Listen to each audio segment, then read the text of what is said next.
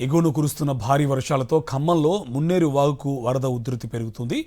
మహబూబాబాద్ జిల్లాలో సైతం భారీ వర్షాలు కురుస్తూ ఉండడంతో మున్నేరుకు భారీగా వరద నీరు వచ్చి చేరుతుంది.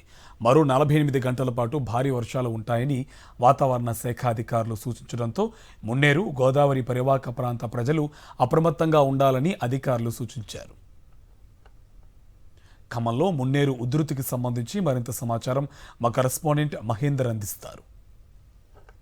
ఎక్కువ ప్రాంతాల్లో కురుస్తున్న భారీ వర్షాల నేపథ్యంలో ఖమ్మం నగరంలో మున్నేరు ఉధృతి గంట గంటకు పెరుగుతూ వస్తుంది. మనం చూడొచ్చు, గత అర్ధరాత్రి నుంచి కూడా మహబూబాబాద్ జిల్లా కూడా అక్కడ భారీ వర్షాలకు సంబంధించి కురుస్తున్నాయి. అదేవిధంగా ఖమ్మం జిల్లాలో కురుస్తున్న వర్షాలతో కూడా మున్నేరు ఆ ప్రవాహం కూడా ప్రస్తుతం పెరుగుతున్న పరిస్థితి కనిపిస్తుంది. మనం ప్రకాష్ నగర్ దగ్గర ఉన్నాం. ఇక్కడ పూర్తిగా చెక్ డ్యామ్ పైనుంచి కూడా వాటర్ సంబంధించి ప్రవహిస్తున్న పరిస్థితి కనిపిస్తుంది. చెర్ల మండలం సంబంధించి కూడా తాలిపేరు ప్రాజెక్టు కూడా భారీగా వరద నీరు వచ్చి చేరుతుంది. అక్కడ ప్రాజెక్టు పూర్తి స్థాయి నీటి మట్టం 74 మీటర్లు కానీ ప్రస్తుతం 71.5 మీటర్లకు సంబంధించి చేరిన నేపథ్యంలో 16 గేట్లను ఎత్తి 34,000 క్యూసెక్ల నీటిని దిగువకు గోదావరిలోకి విడుదల చేస్తున్నారు. దీంతో దిగువ కూడా గోదావరి ప్రవాహం కూడా అంతకంతకు పెరుగుతుంది. మొత్తం ఇన్ఫ్లో కూడా దాదాపుగా 90,000 క్యూసెక్ల పైన కూడా ఇన్ఫ్లో సంబంధించి తాలిపేరు ప్రాజెక్టుకు వస్తుంది. అటు ఛత్తీస్గఢ్ సంబంధించిన భారీ వర్షాల నేపథ్యంలో తాలిపేరు ప్రాజెక్టుకు వస్తున్న వరద ప్రవాహం కూడా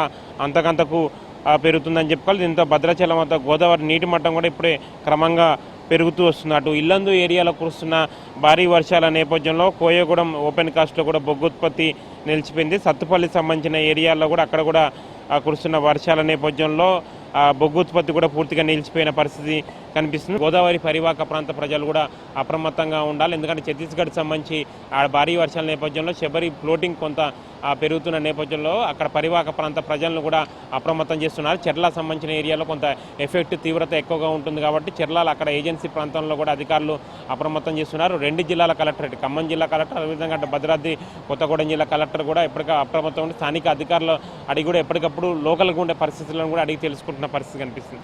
ఇది ఖమ్మం ఉమ్మడి జిల్లాలో వర్షాలకు సంబంధించి update, Munneru update. Camera person Satish, Sakshi TV, Khammam.